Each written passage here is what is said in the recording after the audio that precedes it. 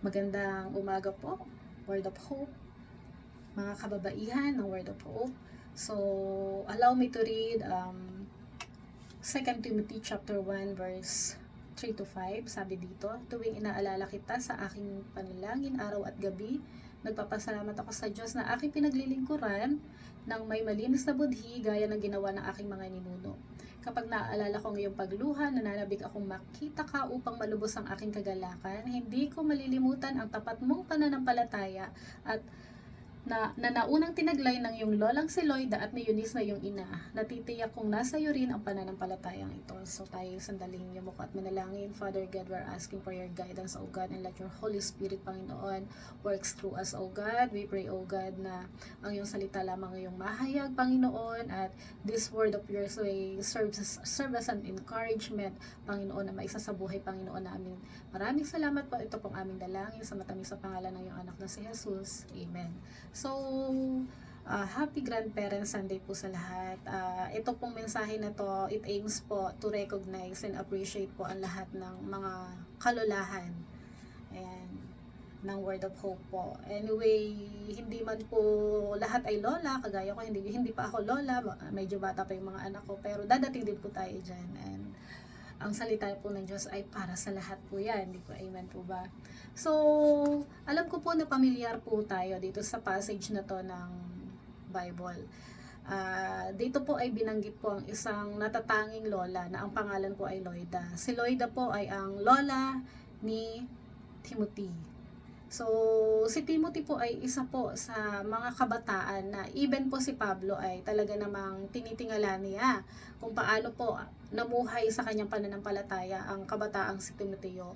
At si Pablo po mismo ang nag-recognize ano po ang naging papel ng magulang, ng nanay ni Timothy at ng kanyang lola Loida sa buhay po ni Timothy.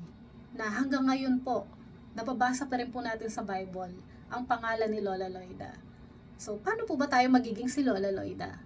Ano po ba yung extraordinary na ginawa ni Lola Loida sa buhay ni Timoteo na hanggang ngayon po ay atin pong nababasa sa salita ng Diyos, nababasa po natin sa Bible, paulit-ulit si Lola Loida. So, ano po yung tatlong bagay? Tatlong bagay po yung nais na ipaharating ng Panginoon sa atin. How to have an impact like Lola Loida sa buhay po ng ating mga apo or ng ating magiging apo.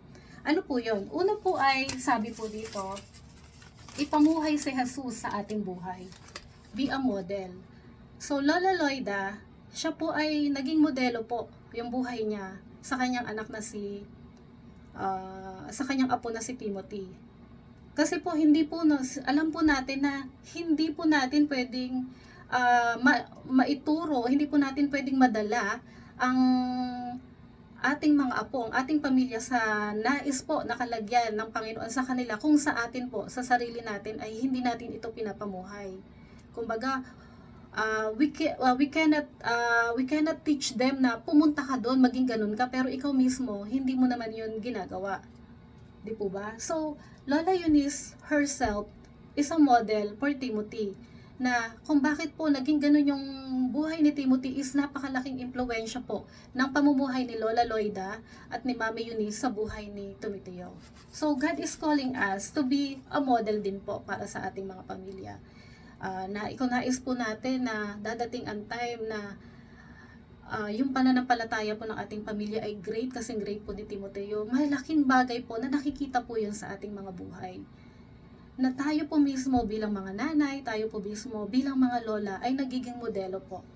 And that way po ay yun po yung kanilang ikakopy, yun po yung kanilang gagayahin. Minsan po hindi na natin kailangan magsalita. Makita pa lamang nila yung pamumuhay natin bilang mga lola ay kinagaya na po nila yun. Nilulook up na po tayo ng ating mga apo. Di po ba? Another thing po, number 2 is ituro ang salita ng Diyos. Let us leave a legacy. Sa madaling salita. Bakit legacy?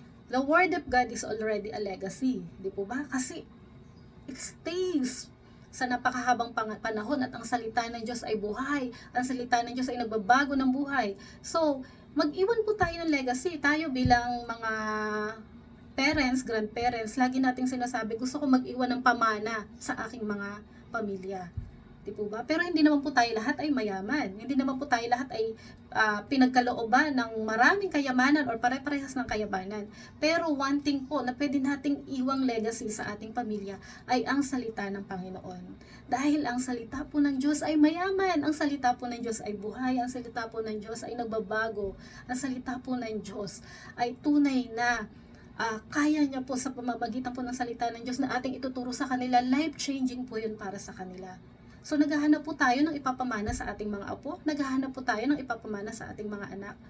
Ang ipamana po natin kagaya po ni Lola Loida ay ang salita ng Diyos. Amen po ba? So hindi na natin kailangan anumang bagay. Ang salita mismo ng Diyos, ito po ay legacy na maaari nating iwanan sa ating mga apo, sa ating pamilya. Like Lola Loida to Timothy, we believe po, naniniwala po tayo na tumugon po. Alam po ni Lola Loida sa puso niya yung sinasabi po sa Proverbs na train up a child in a way he should go, and when he grows up, he will not be depart from it. So tayo po, gayahin po natin si Lola Loida, na i-mold po natin ang ating mga anak, ang ating mga apo, ayon po sa salita ng Diyos. And let us leave a legacy po, ang legacy po ng salita ng Panginoon. Pangatlo pong bagay na nais po, paano po tayo magkakaroon ng impact sa buhay ng ating pamilya, ng ating mga youngster. Ang ginawa po ni Lola Loida, through prayer. Sabi po doon, nabanggit pa nga po ni Timothy, kung paano po manalangin, nabanggit pa po ni Paul kung paano manalangin si Timothy. Sabi dito, kapag naaalala ko ang iyong pagluha, imaginein natin yon.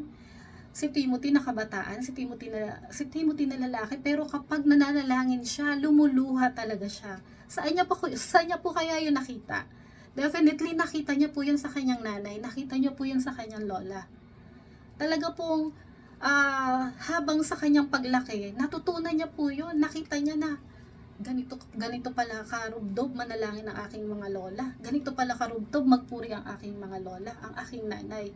So, yun po yung natutunan niya. Kumbaga po ay, yun din po yung ipinamuhay niya sa kanyang paglilingkod, kung ano po yung kanyang kinalakihan. Kasi siya ay kabataan pa lamang po, nung namit po ni Pablo.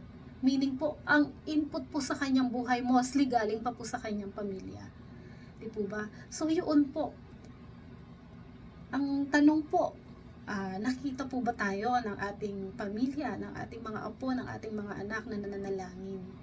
So sana po, let us make an impact po sa kanila. Ipakita po natin sa kanila na talaga po tayo bilang mga kabataan, bilang mga kananayan, kalolahan, ay marubdob po sa ating pananalangin. Another thing po is, kung hindi man po natin kasama yung ating mga apo, ang ating pamilya, there are times po na mag-isa lang tayo, di ba? Kapag lalo na yung mga medyo old age na may kanya-kanya ng buhay ang pamilya, still po we can pray for them. Kilala po ba natin ang ating pamilya, ang ating mga apo one by one, ang ating mga anak? Na ipagpipray po ba natin sila? Baka po nung nagkaroon na sila ng sariling pamilya ay feeling natin natapos na yung obligation natin sa kanila to pray for them. Hindi po. Patuloy lang po natin silang ipanalangin. Ipanalangin po natin sila kasi po kahit po hindi nila nakikita na ipinapanalangin natin sila, pero ang Panginoon po ay kikilos at kikilos pa rin sa buhay nila. Amen po ba? Ganoon po, alam po natin yan kung paano ka-powerful ang pananalangin.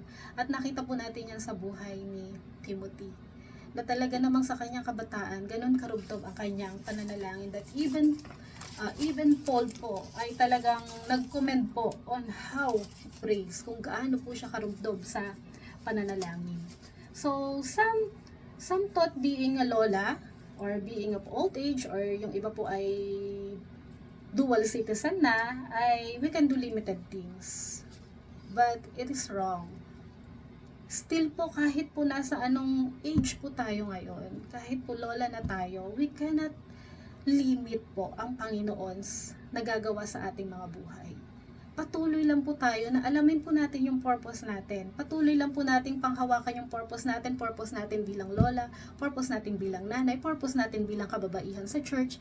Alamin lamang po natin yung purpose natin. Na kapag alam po natin yung purpose natin, let us pray and let us do something how to leave an impact, how to leave an impact para sa ating mga apo, para sa ating mga nakakasalamuha. Hindi lang po para sa mga lola.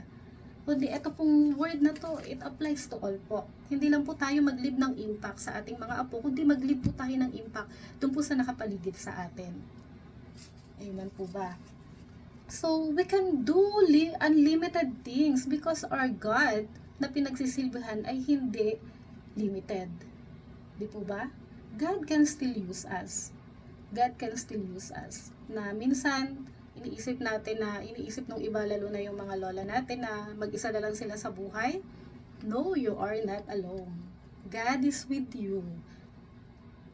Kasama natin ang Diyos, kasama po ninyo ang Diyos. Hindi po kayo nag-iisa. Yun yung time na lalo pa po kayo magpagamit, lalo po niyong ibigay ang time ninyo sa Panginoon. Dahil po, sabi po sa salita ng Diyos, teach us to number our days.